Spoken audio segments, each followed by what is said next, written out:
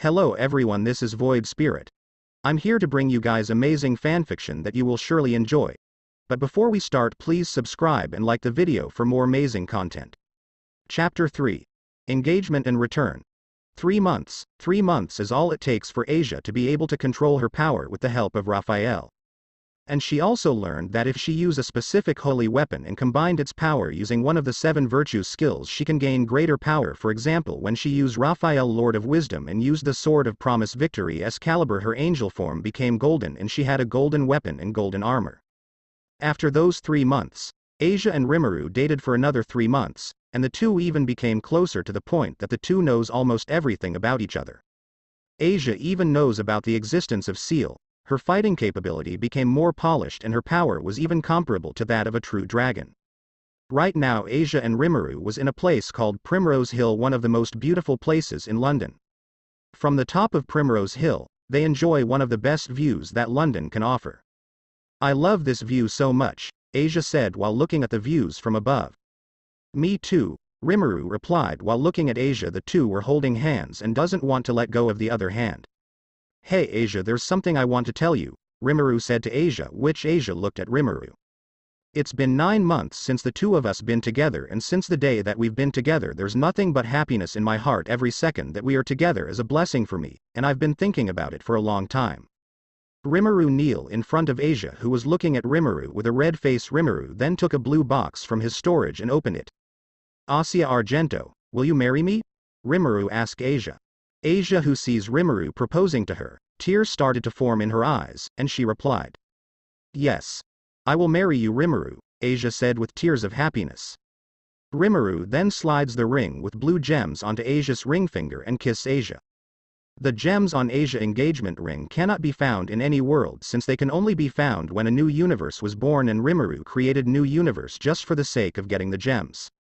After their passionate kiss, the two went home, and when they enter the mansion, "Congratulations on both of you for getting engaged." Everyone congratulates the two, and Ira and Marcus have tears in their eyes. "Wait, how did you guys know?" Rimuru asked while his face was a little red. "Fufu, young master, we can't miss this big moment, so we send a drone so that we can see what is happening between the two of you," their butler said. The two were surprised since they didn't expect that they would be spayed, and Rimuru turned off his perception so that he can enjoy his time with Asia and didn't expect what had happened. "My little boy is growing, we must announce this to the public," Marcus said, and he immediately started to prepare for it. "Rimuru, make sure to take good care of Asia. I won't object to your engagement, but both of you have to finish your study first before getting married," Ira said to the two. Rimuru and Asia replied with a yes. After that night, the engagement was announced publicly, and many known people around the world send them congratulations. Most of them know about the family. And later a banquet was held which attends by billionaires, business partners, world leaders, and even the King of England himself went to the engagement party. And their topic became a hot topic around the world since the son of one of the richest and most known companies in the world got engaged. Meanwhile, in Japan, inside the ORCA, red-haired girl was seen in the room along with a girl with black hair. "Have you heard about the new Rias? What news are you talking about, Akano?" Rias replied, not knowing what news Akano was talking about. "I'm talking about the recent engagement of the son of the Tempest family," Anyo replied. "I have no interest in the affairs of human society," Rias replied. "Ah, I see," Akano replied. Issei then entered, and he have changed ever since he knows that Asia had died. "Issei, are you still thinking about her?" Rias asked. "Yes, Bucho," Issei replied. "Don't worry, we will find out who killed her," Rias replied with her face worried expression. It's been 3 months after their engagement was announced, and the new year had passed. Asia and Rimuru are in a room in the mansion. They are sitting there waiting for Marcus and Ira to arrive. After waiting for a few minutes, Arya and Marcus entered the room with a briefcase. "Sorry to keep you both waiting," Marcus said. "It's nothing, Dad. So why did you both call us here?" Rimuru asks his parents. "We called the both of you here to tell you about our bloodline," Marcus said. The Ira and Marcus explained to Asia and Rimuru that they are a direct descendant of King Arthur of Camelot. Rimuru and Asia are not surprised by this since the two already know about it. After they finish their expectations, Marcus opened the briefcase and gave it to Rimuru. When Rimuru was it, he was surprised because what was inside the briefcase was the real Excalibur. Our tradition was to pass the sword after their heir of the family got engaged, so now we are giving you this sword. Protect it and use it to protect you loved ones, Ira said. Rimuru nodded and said that he will protect the sword with all his might. Now that's out of the way, there's one more thing that we both wanted to ask you too, Marcus said. What is it, Dad? Asia said. Asia had been calling the two mom and dad since the two asked her to call them that. Well, we want to send you two to Japan to manage our company over there, and the two of you will attend the school there, Ira said. Rimuru doesn't want to accept it since he thought that going back to Japan will bring Asia bad memories, but Asia herself reassured Rimuru that she will be fine. In the end, Rimuru accepted to go back to Japan and manage their business there. After the conversation, Rimuru and Asia went to the same room since Asia had been sleeping together with Rimuru in the same room. Are sure about going back to Japan, Asia?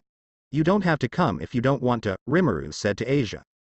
No, I'm fine, I'll go wherever Rimuru is went. We promise that we won't get separated again, right? Asia said while hugging Rimuru.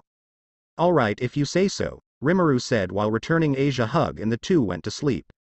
After a few days, Rimuru and Asia said their goodbye to their friend in school.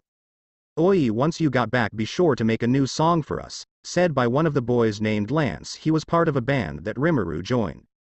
Their band was popular around the world since every song that they made had lessons about history.